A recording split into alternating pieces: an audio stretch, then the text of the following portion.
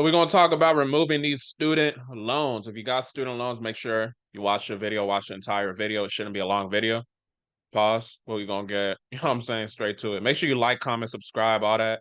Leave comments if you find value, share it with somebody. You know what I'm saying, do the whole thing. So as you can see on the screen, we got my client in my mentorship program, one of my students.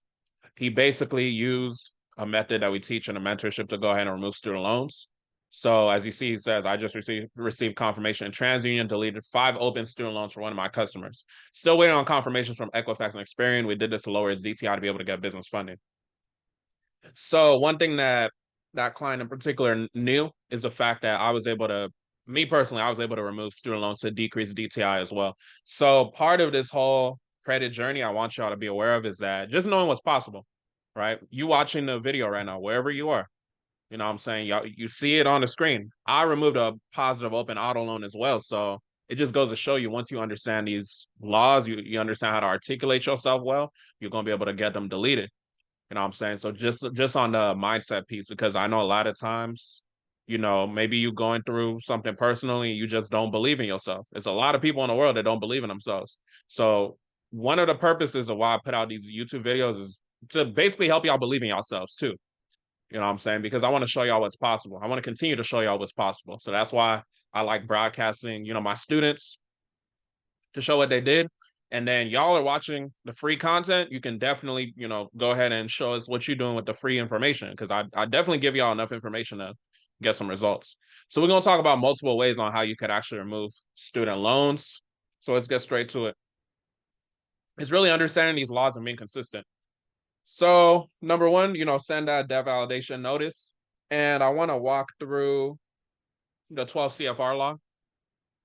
So you should know the FDCPA, the Fair Debt Collection Practices Act. So 15 USC 1692G. You can go ahead and send that one. But I wanted to focus on 12 CFR 1006.34, and we're going to look at C. So let's look at it real quick. So hold on. You go to the top, 12 CFR 1006.34. So if we go down to C, validation information, that rhymes. So the reason why I like 12 CFR better is because it has, oh, hold on. It got 9. Hold on. Okay, I think I scrolled too much. But it got 9 different things. Yeah, I scrolled too much. It got 9 different things that they have to satisfy versus the FDCPA just says 5 or whatever. So basically, this is what you got to be aware of, right? So the debt collector's name, etc., all that, blah, blah, blah. Okay, go ahead and send that. You know what I'm saying? For the debt validation, right? Because you gotta confirm if they claim that you owe it, you know, you gotta get that going in the process. So you can go ahead and send that initially. And then if that doesn't happen, you basically just want to set it up as if you're going to court, right? You always want to operate in that manner.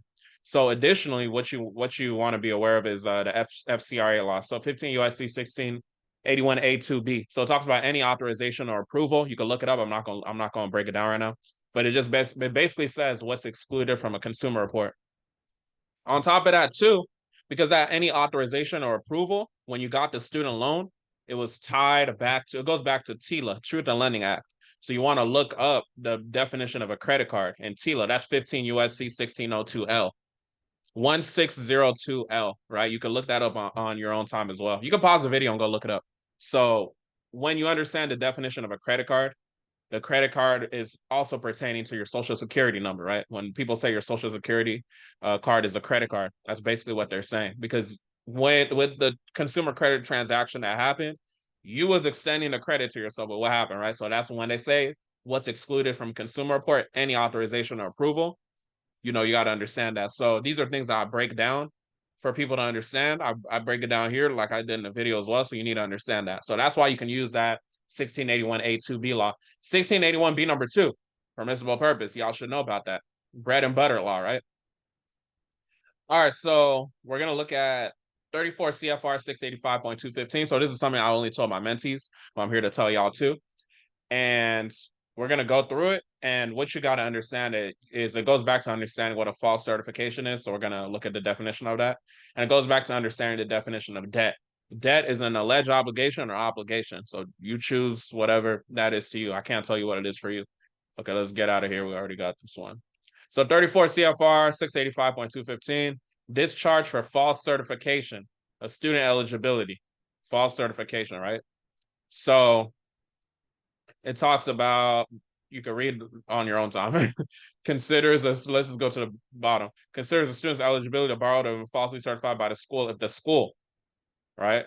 So one place I told my mentees to focus on is, where's it at? I think I scrolled past it. Hold on. Okay, right here. I was looking for I. So sign the borrower's name on the loan application or promissory note without the borrower's authorization. So I'm not going to baby y'all as far as, explaining that. All I'm going to say is do what you will with that information. Let's go back to what a false certification is. False certification refers to a false statement or course of action as actionable under the False Claims Act. There are 3 categories of false certification: ability to benefit, disqualifying status, and unauthorized signature or payment. Unauthorized signature. You know what I'm saying? So do what you can with that. All I'm saying is I've seen situations, maybe I participated, maybe somebody else participated. You could literally write an affidavit breaking this down, including that law. You can go ahead and get that student loan, removed as far as reporting. You know what I'm saying? And I'm not gonna go too deep into that, but if you want to get deeper, you can do your own due diligence research. But yeah, this is just basically how you can actually go ahead and remove those student loans. And also, you want to make sure you do your Better Business Bureau complaint, do your state attorney general complaint. I've seen some people get results through that too. And then you always want to do the CFPB complaint, because you got to remember, everything you're doing is pretty much bringing it if it goes to court, right?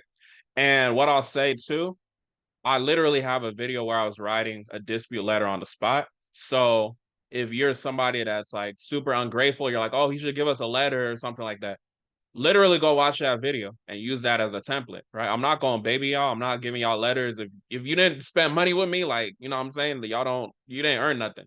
You know what I'm saying? I'm giving y'all this free video, and this is, definitely more than enough to get started and get your results. So some of y'all didn't know about this 34 CFR law. So if you learn something new, don't be ungrateful. But yeah, hopefully this video helped. Make sure y'all like, comment, subscribe. With that being said, y'all have a blessed one.